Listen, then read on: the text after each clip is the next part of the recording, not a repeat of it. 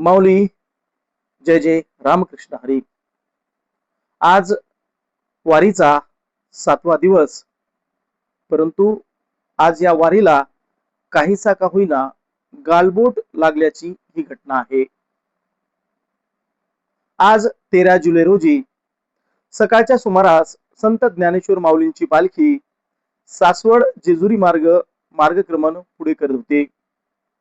याच दरम्यान ट्रकने पाठीमागून महिला वारकऱ्यांना दिलेल्या धक्क्यामध्ये 3 महिला ठार झालेल्या आहेत, तर इतर 4 जण जखमी झाल्यात. उपमुख्यमंत्री सुनेत्राताई पवार यांनी घटनास्थळी भेट देऊन सर्व पाहणी केली आहे. नमस्कार. जय जय रामकृष्ण हरी माऊली. मी दिगंबर शिंदे डिगा पाटील, संपादक एक व्रत न्यूज चॅनल नांदेड.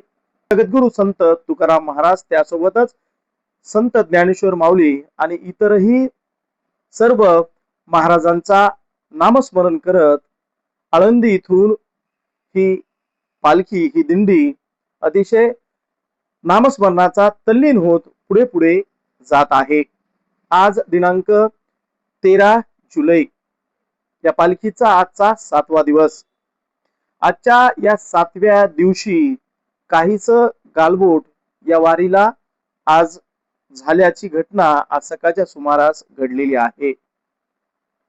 सासवड जेजुरी येथून विठुनामाचा गजर करत ही पालखी पुढे पुढे जात होती. याच वेळी नांदेड येथील लोहा तालुक्यातील रंगनाथ महाराज पोखळ भोसीकर यांच्या या पालखीमधील एक ट्रक पुढे पुढे जात होता. त्यावेळी त्या ट्रक चालकाच्या चुकीनं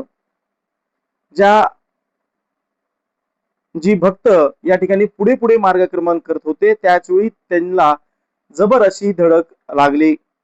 या धडकेमध्ये 3 महिला जागीच ठार झाल्या असून इतर 4 महिला या स्थानिक रुग्णालयामध्ये, खाजगी रुग्णालयामध्ये त्यांच्यावरती उपचार चालू आहेत.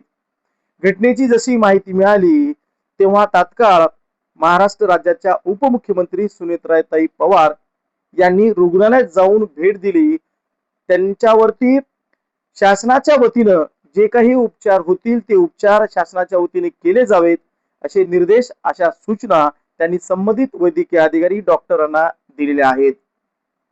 ज्या 3 महिला भाविक भक्त या ठिकाणी मृत्युमुखी पडलेल्या आहेत त्या सांगली जिल्ह्यातल्या आहेत. त्यामध्ये त्यांची नावं क्रमशः अशी आहेत: नंदा पवार वय 60 वर्ष, माधवी राजाराम सलगरे यांचं वय 55 वर्ष, आणि तिसऱ्या मृत भाविक आहेत ज्यांचं नाव आहे राजश्री शंकर भोसले, या 55 वर्षाच्या भाविक आहेत. अशा या 3 मृत भाविकांची ही नावे असून त्यांना शासनाच्या वतीनं जी काही मदत आहे ती निश्चित दिली जाईल. परंतु आज या वारीच्या 7व्या दिवशी मात्र गालबोट लागल्याची घटना या वारीमध्ये पाहायला मिळालेली आहे. घडलेल्या घटनेबद्दल राज्याचे मुख्यमंत्री देवेंद्र फडणवीस, त्यासोबतच दोन्ही उपमुख्यमंत्री यांनी अतिशय संवेदना, दुःख व्यक्त केलं आहे. त्यासोबतच 3ही मृत भाविकांना प्रत्येकी 5 लाख रुपयांची आर्थिक मदत सुद्धा जाहीर केल्याचं यावेळी प्रशासनाच्या वतीने सांगण्यात आलेलं आहे.